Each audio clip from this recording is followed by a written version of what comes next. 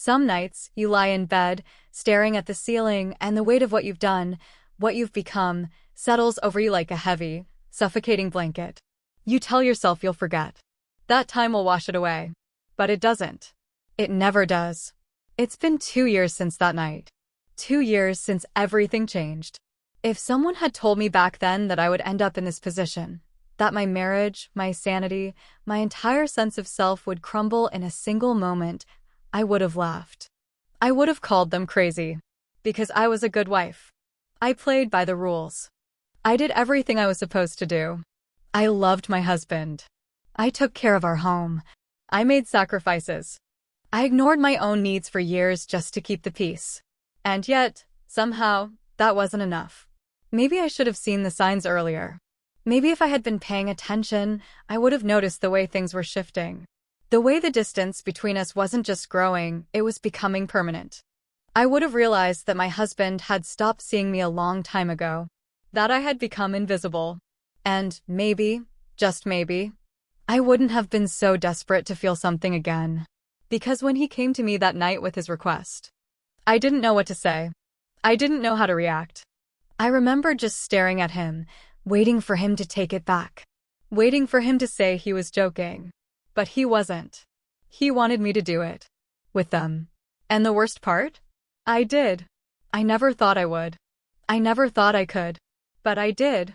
And nothing was ever the same again. I know what you're thinking. How? Why? What kind of woman does something like that? But that's the thing about infidelity, about betrayal. It doesn't happen all at once. It sneaks up on you in the quiet moments. In the loneliness. In the longing. In the spaces where love used to be but isn't anymore. And before you even realize it, you've already crossed the line. But let me start from the beginning. Because if I'm going to tell this story, you need to understand how it all happened. You need to understand why. And maybe, just maybe, you'll understand me.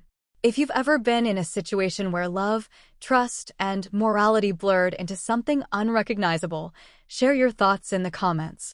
I know I can't be the only one. And if you want more stories like this, real, raw, and unfiltered, don't forget to subscribe to Shocking Infidelity Saga because trust me, the truth is always stranger than fiction. If you had seen us back then, you would have thought we had the perfect love story. The kind people envy. The kind they write about in books. And for a while, it felt that way. I met my husband when I was 23. Young, naive, full of dreams about love. And he was everything I thought I wanted. Charming. Confident. The kind of man who could walk into a room and own it without saying a word. When he looked at me, it felt like I was the only woman in the world. God, I miss that feeling. We got married 3 years later. The wedding was beautiful. I remember standing there in my dress, holding his hands, looking into his eyes, thinking, this is it. This is the man I will love forever. I believed in forever back then. The first few years were good. Better than good. We traveled, we laughed, we made love like we couldn't get enough of each other. I used to wake up in the middle of the night just to watch him sleep, just to listen to his breathing and remind myself that he was real. That we were real. But life has a way of chipping away at things, doesn't it? Slowly, piece by piece, until one day you wake up and realize you're living with a stranger. I don't know when it happened exactly. When the warmth between us cooled into silence.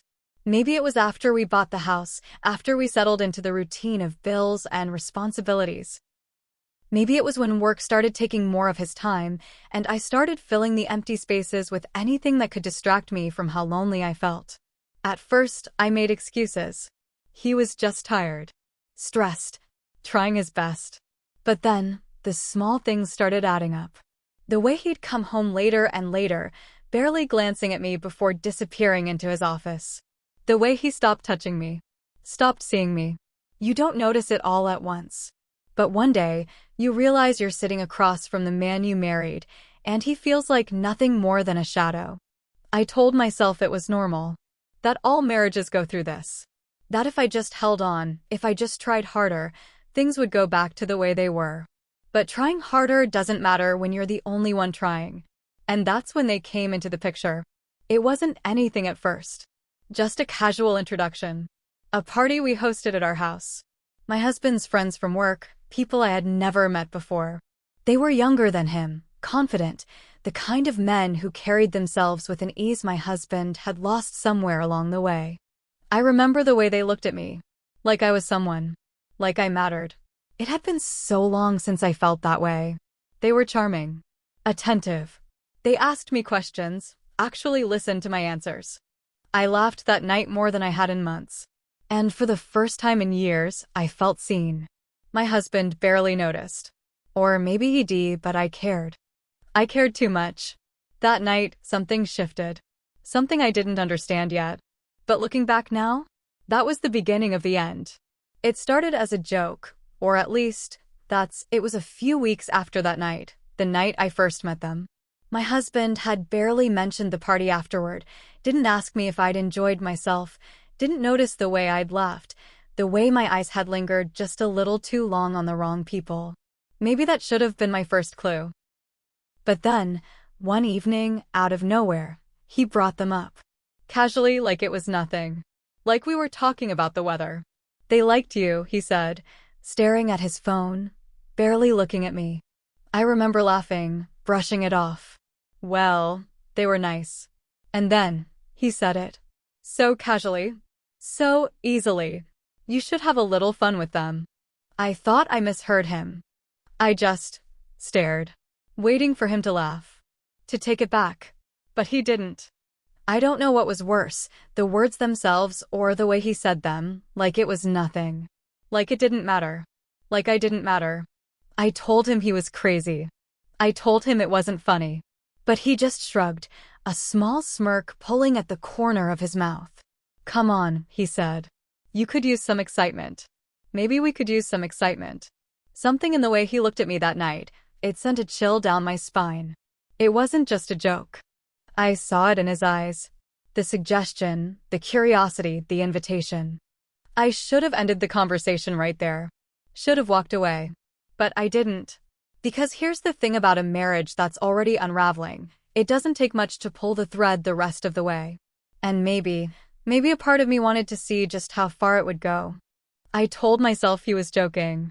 That it was nothing. That it didn't mean anything. But then, a week later, we had another gathering. Small. Intimate. Just us and them. And that's when it all started. The drinks were flowing. The music was low. The kind of night where things feel loose, where people let their guards down just a little too much. At first, it was normal. Conversations. Laughter. But then, the comments started. Little things. Harmless on the surface, but with just enough weight to make my skin prickle. Your husband is a lucky man. You have no idea how much we enjoyed your company last time. I should have shut it down.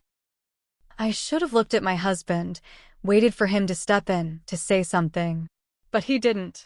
He just sat there, watching, smirking, and then one of them reached for my hand. It wasn't anything, not really. Just a casual touch. A brush of fingers against my wrist. But the way it sent a jolt through me, the way my breath hitched, I knew. I knew. I was walking a very, very dangerous line. And my husband? He was letting me. I remember sitting there, my heart pounding, my stomach twisting. Everything in me was screaming to get up, to walk away, to put a stop to whatever this was turning into. But I didn't. Instead, I picked up my drink. I smiled. And I let the night go on. I should have left the room right then. But I didn't. That night didn't end the way I expected it to. Or maybe it ended exactly the way it was always meant to. I remember lying in bed afterward, staring at the ceiling, my heart still pounding in my chest. My body felt warm, restless, like it hadn't quite settled. But my mind was chaos. Was this really happening? Had I actually let it get this far? I replayed every moment over and over again. The lingering touch. The way my breath caught when our eyes met. The heat that crept up my neck when they leaned in just a little too close. And my husband. Just sitting there. Watching. Smirking. Doing nothing. I thought of all the nights I lay beside him, waiting for affection that never came. The nights I turned to him, reaching out, only to be met with his back, his silence, his complete and utter indifference. Did he even care? Was this some kind of test? A sick little game he was playing to see if I would actually go through with it? Or was this just easier for him? Letting someone else fill in the gaps he'd left behind. Maybe it should have disgusted me. Maybe I should have felt violated, manipulated, betrayed. But that's not what I felt. I felt wanted, desired, seen, and that scared me more than anything. I wanted to tell myself it was nothing, that it didn't mean anything. But the truth?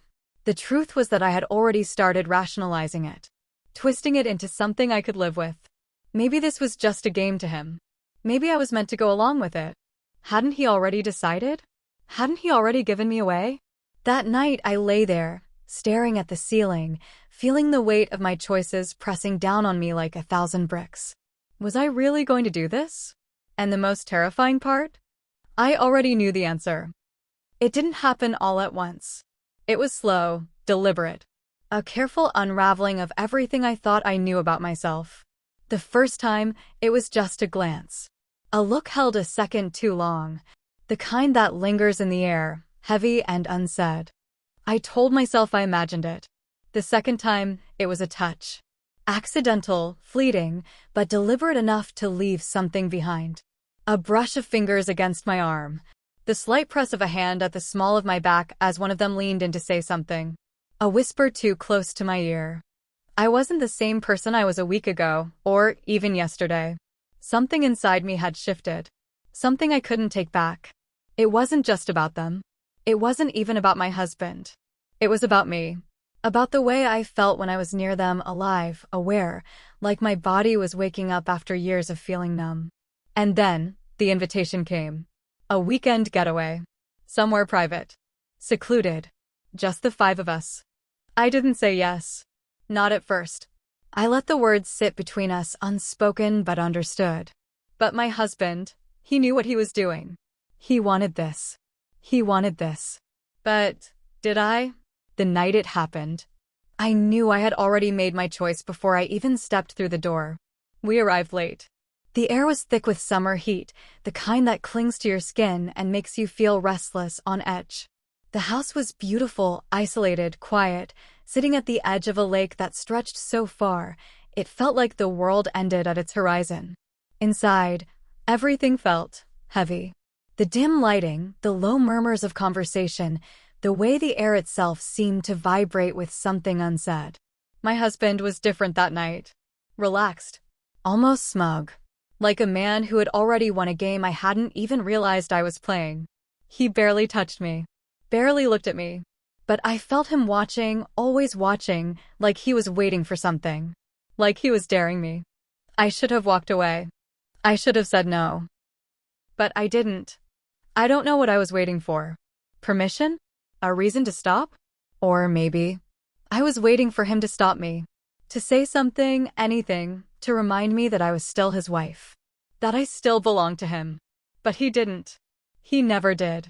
The drinks were poured. The conversation blurred. I was aware of every movement, every glance, every shift in the air around me. And then it happened. A touch. Not an accident this time. Not something I could pretend didn't happen. A hand on my thigh, warm, deliberate. A question hanging between us that I hadn't even realized I was ready to answer. My breath caught. The room felt smaller, the walls closer. I glanced at my husband, my heart pounding so loud I was sure they could hear it. And do you know what he did?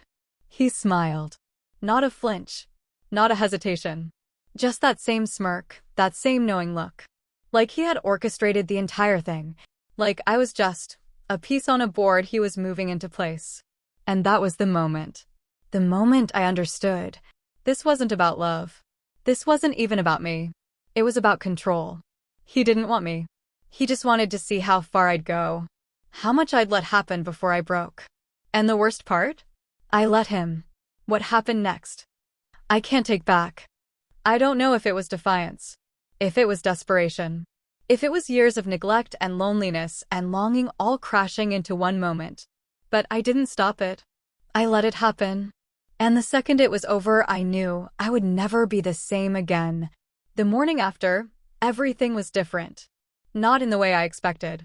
Not in the way movies make it seem, where the world looks sharper, where colors are more vivid, where you wake up feeling like you've unlocked some hidden part of yourself. No, that's not how it felt at all. I woke up, and I felt nothing, just empty. For a moment, I didn't move. I just stared at the ceiling, listening to my own breath, trying to understand why I felt so hollow. Why I wasn't drowning in guilt or regret or shame. Why I wasn't feeling anything at all. And then I turned my head and saw my husband. He was sitting at the edge of the bed, his back to me, his posture easy, relaxed. As if nothing had happened. As if everything that had unraveled the night before was just another conversation. Another agreement. Another thing we did together. He didn't look at me. He didn't say a word. Just sat there, staring out the window, like he was waiting for something. Or maybe, like he wasn't expecting anything at all. I should have said something. I should have asked him if he was okay. If we were okay. But I didn't. Because deep down, I already knew the answer. This was what he wanted. And now that he had it, I wasn't sure he even cared. I got up without speaking, moved through the motions like a ghost in my own body. I showered, dressed, sat at the breakfast table, staring at a plate of food I couldn't bring myself to eat. The others were there, talking, laughing, carrying on as if nothing had changed. But everything had changed. I caught one of them watching me. One of them. The same one who had touched me first, who had led me into something I didn't fully understand until it was too late. His gaze was different now, less playful, more knowing. Like he saw me in a way I didn't even see myself. And then there was my husband. He barely looked at me, didn't touch me, didn't acknowledge what had happened, what we had done. It was like I wasn't even there. Like I had served my purpose and now I was just background noise. That's when I knew. This wasn't about fixing our marriage. It wasn't about passion or excitement or trying to rekindle something we had lost. It was about power, about control. And I had never felt smaller. The drive home was unbearable. Hours of silence, of pretending I wasn't coming apart at the seams. He didn't ask me how I felt. Didn't check to see if I was okay. Just sat there, gripping the wheel, his face unreadable, like none of it even mattered. By the time we pulled into the driveway, I realized something terrifying. We had crossed a line that could never be undone. And now, we weren't husband and wife anymore. We were just two people who had done something unspeakable and had no idea how to live with it. The thing about guilt is, it doesn't hit you all at once. It creeps in slowly, seeping into the cracks of your mind, filling the empty spaces until there's nothing left but the echo of everything you wish you could undo. At first, I told myself I was fine, that I could move forward, that what happened didn't define me. But the truth is, I didn't even recognize myself anymore. I started seeing myself through his eyes, my husband's. And I didn't like what I saw.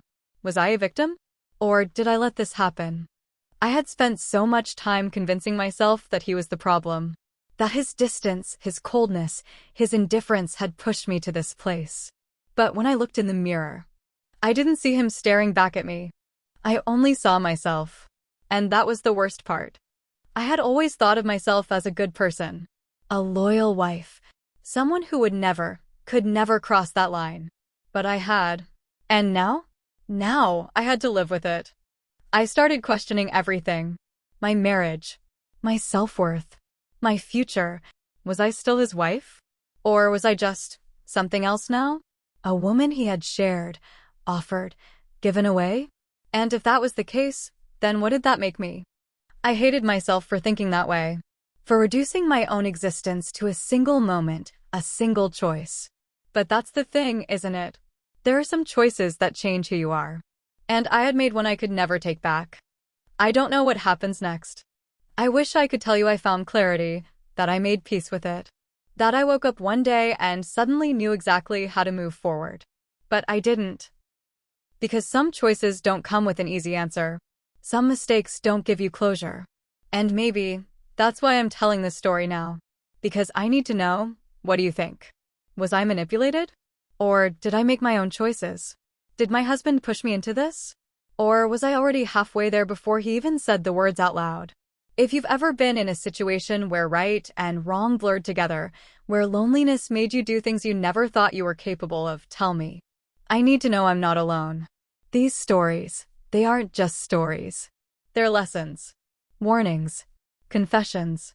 If you want more of them, more of the raw, real, unfiltered truth, subscribe to Shocking Infidelity Saga.